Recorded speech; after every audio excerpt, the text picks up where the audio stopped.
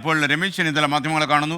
PPE kit വിവാദവുമായി ബന്ധപ്പെട്ടാണ് അദ്ദേഹത്തിന്റെ പത്രസമ്മേളനം. മുതൽ 500 രൂപയ്ക്ക് വരെ PPE കിറ്റിന് ഓർഡർ കൊടുത്തിട്ട് അത് ക്യാൻസൽ ചെയ്തിട്ട് മറ്റൊരു കമ്പനിക്ക് 1500 രൂപയ്ക്ക് വാങ്ങിക്കാൻ വേണ്ടി നടപടി സ്വീകരിച്ച ആരോഗ്യമന്ത്രിയും ഇതിനകത്ത് വൻ അഴിമതിയല്ലേ കാണിച്ചിട്ടുള്ളത്? ആരോഗ്യമന്ത്രി പറയുന്നത് മുഖ്യമന്ത്രി അറിഞ്ഞാണ് ചെയ്തത്. മുഖ്യമന്ത്രി അറിഞ്ഞ് ചെയ്താൽ അഴിമതി അല്ലാതാകുമോ?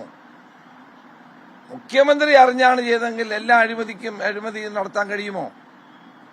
കോവിഡ് കാലത്ത് പുറകത്തുമ്പോൾ വാഴ വെട്ടുന്ന സമീപനമാണ് ഇടതുമുന്നണി ഗവൺമെന്റ് ചെയ്തത്. ഇത് ഞങ്ങൾ വളരെ വ്യക്തമായി തന്നെ ആ കാലഘട്ടത്തിൽ സൂചിപ്പിച്ചതാണ്.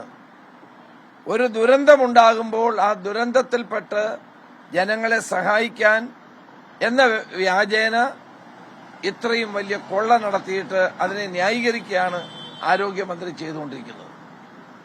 മറ്റൊരു വലിയ ഗുരുതരമായ കാര്യം കൂടി പറഞ്ഞിരിക്കുന്നു. കാലാവധി കഴിഞ്ഞ മരുന്നുകൾ ആശുപത്രികൾ വിതരണം ചെയ്തു. ജനങ്ങളുടെ ജീവൻ വെച്ച് പന്താടുകയാണ് ഗവൺമെന്റ് ചെയ്തത്.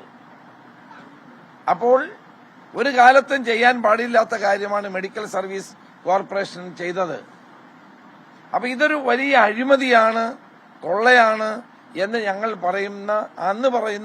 അന്ന് പറഞ്ഞിരുന്നു.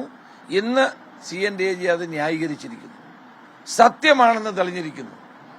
വാസ്തവത്തിൽ ഇതിനെതിരെ കേസെടുക്കാനുള്ള നടപടിയാണ് തുടരേണ്ടത്. ഈ അഴിമതിക്കാർക്കെതിരെയുള്ള നടപടികളുമായിട്ട് മുന്നോട്ട് പോകണം. കേരളം കോവിഡിന്റെ കാലത്ത് കേരളത്തിലെ ജനങ്ങൾ അനുഭവിച്ച പ്രയാസങ്ങളും ദുരിതങ്ങളും വിറ്റ് കാശാക്കാൻ വേണ്ടി ശ്രമിച്ച ഇവരെ ജനങ്ങൾ വെറുതെ വിടില്ല എന്നാണ് എനിക്ക് പറയാനുള്ളത്. അത് ആലോചിച്ച് തീരുമാനിക്കും. ഇപ്പോൾ തന്നെ ലോകായുക്തയിൽ ഒരു കേസ് നിലവിലുണ്ട്. മറ്റെന്ത് നടപടി വേണമെന്നുള്ളത് പാർട്ടി ആലോചിച്ച് തീരുമാനിക്കേണ്ട കാര്യമാണ്. അല്ല, ആരോഗ്യമന്ത്രി അല്ലേ ആദ്യത്തെ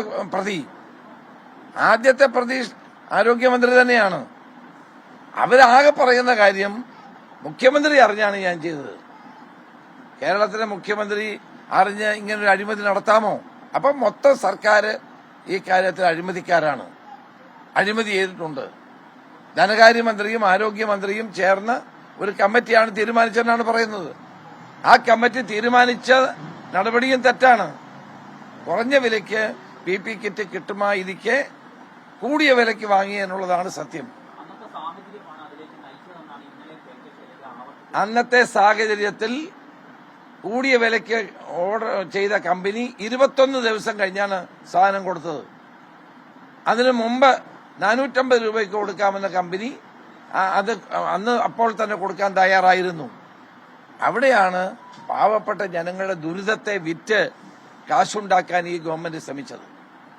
ഒരു ദുരന്തത്തെ പോലും അഴിമതിക്കുള്ള ഉപാധിയാക്കി മാറ്റിയ ഗവൺമെന്റാണിത്. അതുകൊണ്ട് ഇതിനെതിരെ നിയമ നടപടികൾ ഉണ്ടാകേണ്ടത് ആവശ്യമാണ്.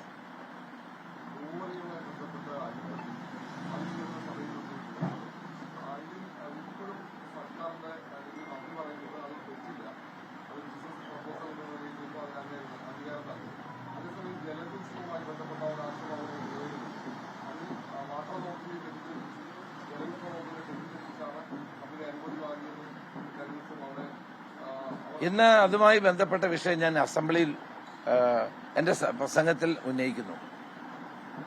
എന്റെ വിശദാംശങ്ങൾ അന്നേരം അതുകൊണ്ട് ഞാനിപ്പോൾ ഇവിടെ സൂചിപ്പിക്കുന്നു.